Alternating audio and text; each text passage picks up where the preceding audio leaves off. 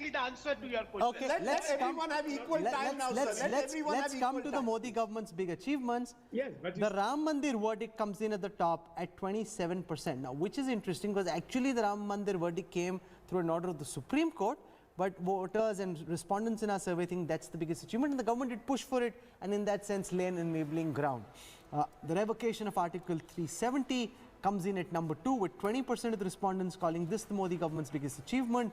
The handling of the COVID, which could have been a disaster and has been a disaster for many governments the world over, comes in at number 3 as the top achievement of the government.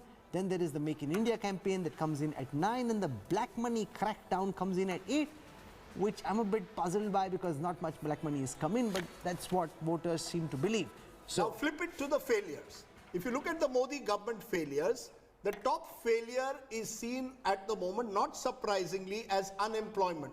29% are saying unemployment is the top failure of the Modi government. So the big achievement, Ram Mandir, Article 370, then COVID handling, all achievements. Failures, unemployment comes at the very top. The next is price rise, 13, demonetization, 10, farmer distress for all the agitation that's taking place is only 9% at number 4, and COVID handling, which many people criticize, has come at number 5. So clearly unemployment, joblessness remains the big issue that the government confronts. Ram Mandir verdict and Hindutva, whether it is the ideological agenda. If you look at Ram Mandir plus Article 370 comes to 47%. So clearly Hindutva is getting vindicated at one level, but economy, price rise, unemployment are seen as serious crises.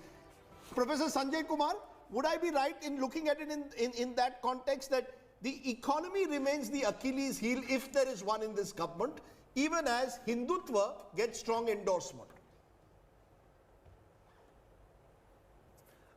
Absolutely right, Rajdeep. You are looking at the data correctly. If you look at the question on what has been the biggest failure of the government, it comes to unemployment. And I did mention that that was the mood even before 2019 election. And I would repeat that, but that disenchantment or disappointment of the government is not getting translated into people voting for parties other than BJP. And the reason which we have been discussing for the last half an hour is the crisis of leadership among the opposition parties. And if we look at the other issue of what are the achievements, yes, if you put at the two figures, if you add the two figures of Article 370 and Ram Mandir, both figures add up to roughly little below 50%. But the common people who are saying that this is the achievement of the government, they are not looking at primarily from the lens of Hindutva. They are looking at, you know, the issue of faith, and these are the necessities for the people of people of India. So I don't think that, even though we are trying to interpret it as a big Hindutva agenda, but people who have shown intention for voting for the BJP and they are supporting that these are the achievements, they are not, all of them are not looking at from the Hindutva prism. Rahul Verma, if there is one red flag for the government, could it be unemployment? Where almost 3 out of 10 respondents are telling us that unemployment, they believe, is the biggest issue facing the government. We saw that in Bihar. Is that a underlying current pan-India? Sure. First, 12,000 is a good number for national projection. I was not at all mentioning for seat level projection. See, Professor Vallabh, whenever politicians keep making this point on national television that this number is not good enough to make national projection, it basically creates illiteracy about how surveys are conducted. You can say this is a bad survey, you can say this survey is biased, but number is good enough to make national projection. Second point, economy in a poor, in a developing country like India is always an important indicator. It remains an Achilles heel for any government which is in power, be it Congress, be it BJP. And despite, as Professor Sanjay Kumar was mentioning, that despite people knowing that economy is going down, they are still voting for the BJP because the opposition parties have not presented any alternative economic plan, how they want to revive it. So you can keep questioning, you have to also generate faith on your alternative model. Third, and as Raj was I think his point about listening to management lessons, in a moment of crisis. So first you need to understand where are people putting this crisis to. There is a pandemic, everyone knows it. But do people blame Narendra Modi or his government for the crisis? If people see this crisis in nature, they are not going to hold the government accountable. In fact, in moments of crisis, people look for certainty, they look for stability, they look for a leadership who can talk about certain things in uncertain So times. it's coming back to that question of leadership, which Nalin Kohli, I know you wanted to explain your point of view. Go ahead now. Because when you look at these numbers on Hindutva, Ram Mandir, Article 370, thumbs up, but on unemployment, question marks. Rajdeep, can I make up one more point, which is about the Hindutva thing? Yes. Which is, and this is, in my opinion, it's important to understand, because once you have a dominant party like BJP, which is holding fort, it's expanding social footprint, its ideological moorings will be reflected in country's mood.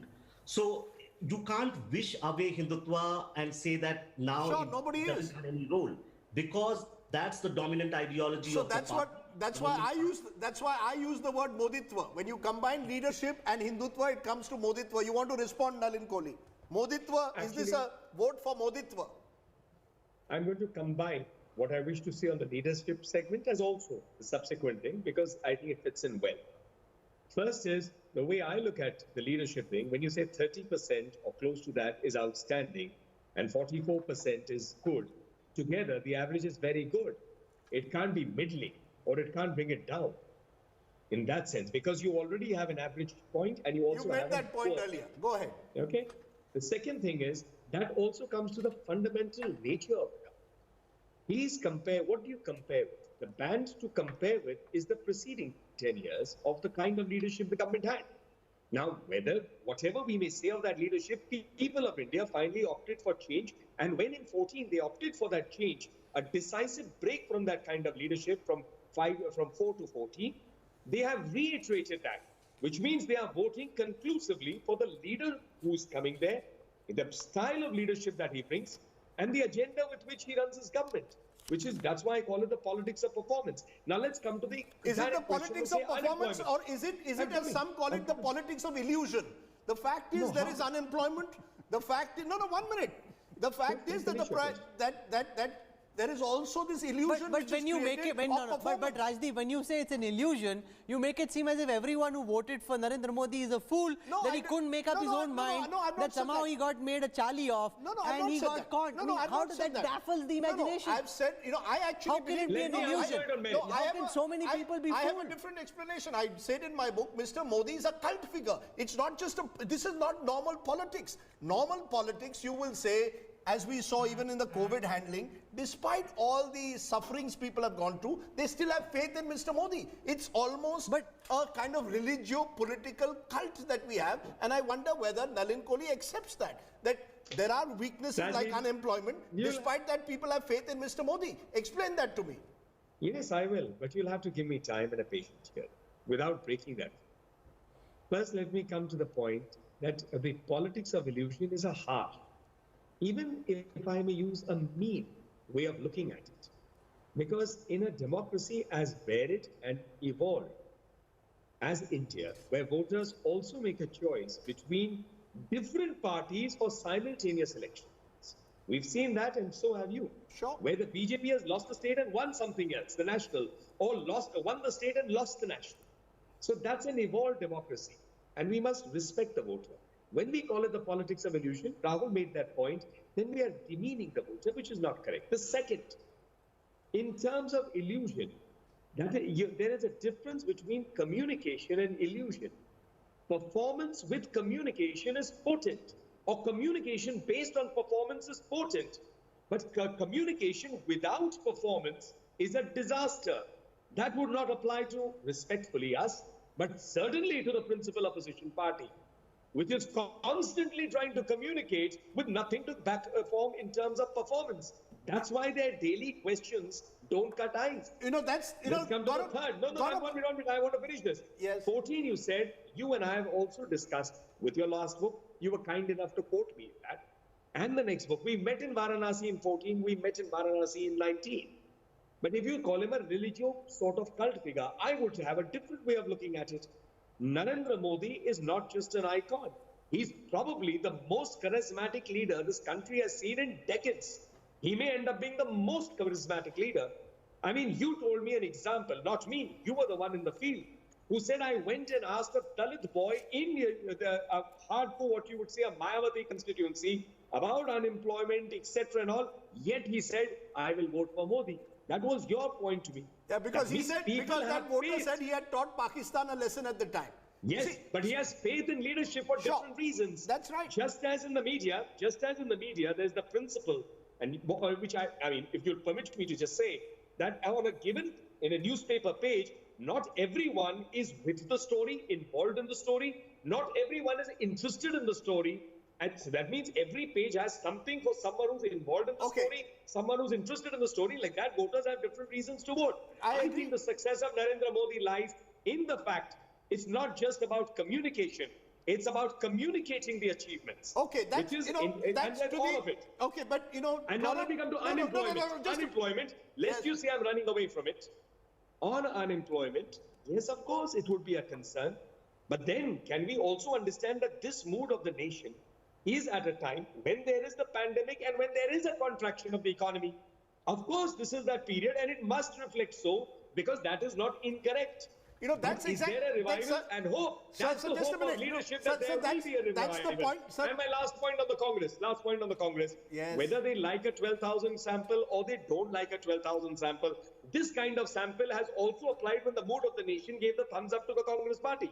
No, but when Okay, the no, I opinion- just want to ask Gaurav Vallabh this because, you know, it's coming down, Rahul, to the fact that maybe the Congress has got its strategy wrong. If you banged on day after day on joblessness and the economy, instead of going in different directions on a daily basis on Twitter, and in a way actually went into the field, maybe the Congress or the opposition would have a better chance. you are saying maybe they have their strategy wrong? No, no, Maybe they have no, their I'm strategy just wrong. wondering whether they have a clear strategy where every mood of the nation in the last 3 years, Gaurav Vallabh has shown economy and joblessness possibly as the weakness, and yet I don't see a sustained strategy. Okay. What's your Please. alternative? Please. Where's your shadow cabinet?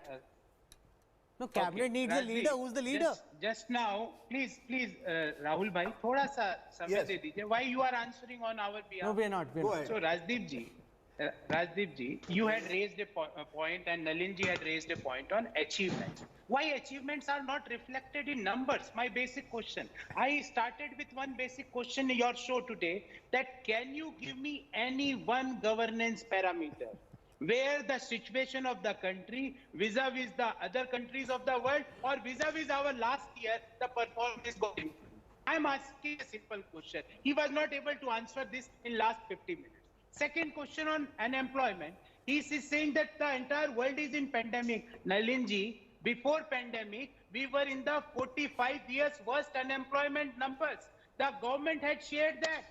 Are Yes. you not aware the unemployment rate, which was 2% in 2012? What is today your it is what is your 9.2%. strategy? Where is your alternative? Our- Where is your alternative? You our- provide an alternative our- economic agenda and stay with it for 365 days and go on the field. 100%.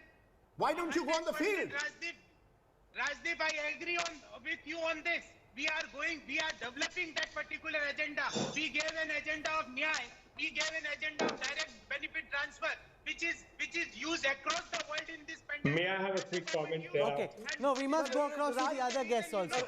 Okay. Thank you, but just one comment. No, no, no. Just okay. Nyay is not used. Okay. My question is very simple. Why Nyay is not used? Why is he asking questions? He should be answering the questions that Rajdeep and I are asking. Okay, Gaurav Vallabh, Nalin One Koli- brief No, comment. just a minute, sir. Just a Just a brief minute, comment. Nalin. Just a minute. You had the cover of your mood of the nation is Hindutva reigns. Right. Are you suggesting that the core of the reasons why Mr. Modi or the NDA continues to attract such high numbers is a certain Hindutva affirmation above all else? Forget all the other issues, whether it's China, very good, economy, yeah, COVID. it's a- It is at the end of the day a sense of a large number of people believing Hindutva as they see it, not just religious nationalism, but a faith in a leader. Yeah, I think that's a very good question to ask, because if you take a look not just at the two figures that we flashed, which is the Supreme Court Ayodhya verdict and also repealing Article 370, if you go across the poll, we've asked about the Uniform Civil Code. There's a huge endorsement. We've asked about the Citizenship Amendment Act. There's a huge endorsement towards it. We've asked about you know, Because these are potentially divisive these issues. are Even these- on love, so-called love, Love jihad. I was coming to people that. are sort of Yes. giving So it a you thumbs see, up. But there- these are seen as divisive issues. Correct. Now, therefore, the lesson is this. That is what I think the BJP has to ponder about, is its ability to retain the kind of support of the people on these kind of issues. Well, it's politically very good, but we can see that the people are crying for economic relief.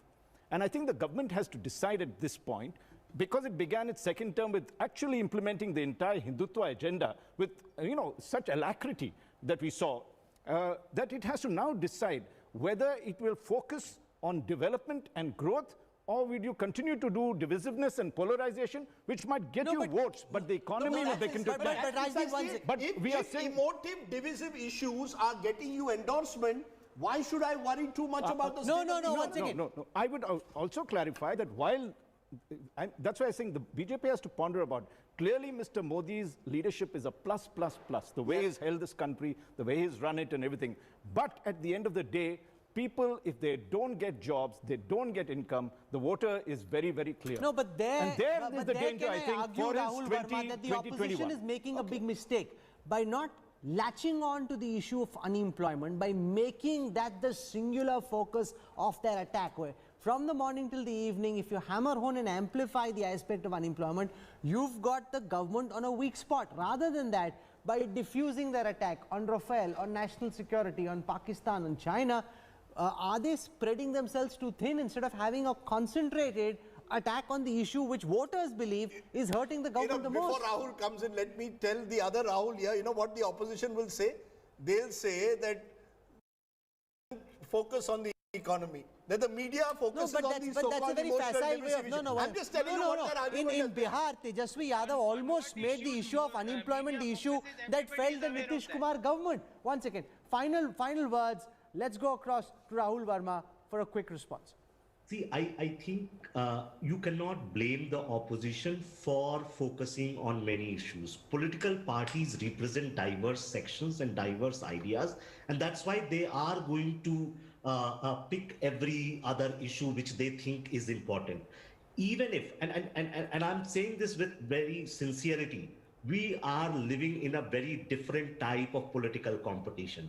Thinking that you can just latch on to economy and unemployment and defeat BJP and Narendra Modi, I think we are living in a denial of what is happening on the ground. No, sure, but that's you know, that's the astute organization of the BJP which the opposition can't match. But the question is, a mood of the nation in emotional poll. Without constructing an alternative ideological vision of India, where people see you as a distinct platform. And second, of course, if the economy keeps going down, people facing hardship, they are going to throw this government out. But the opposition needs to show that they can govern.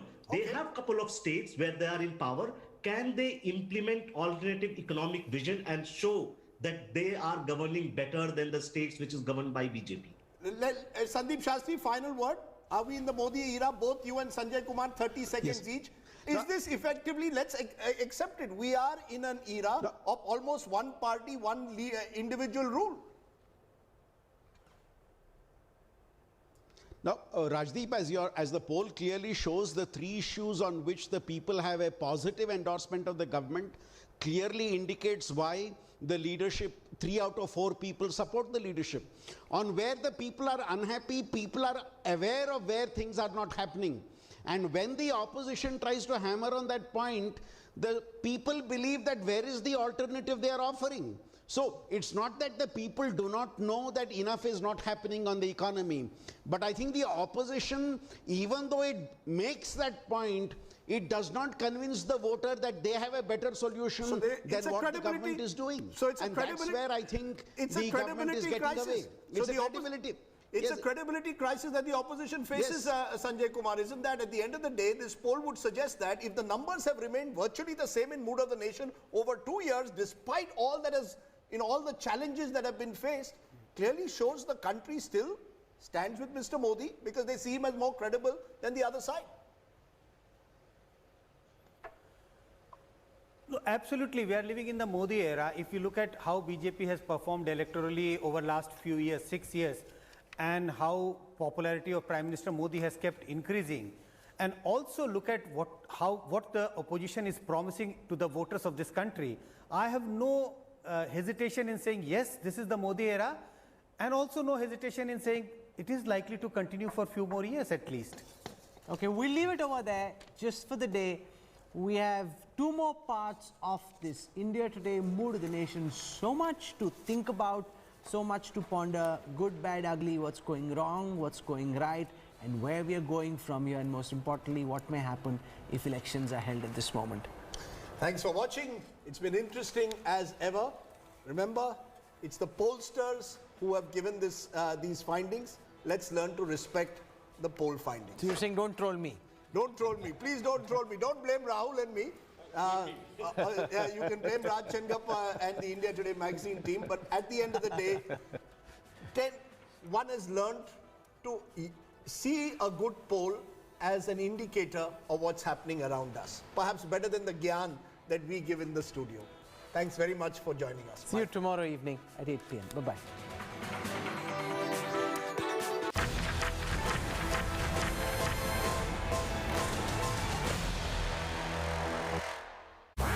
Keep watching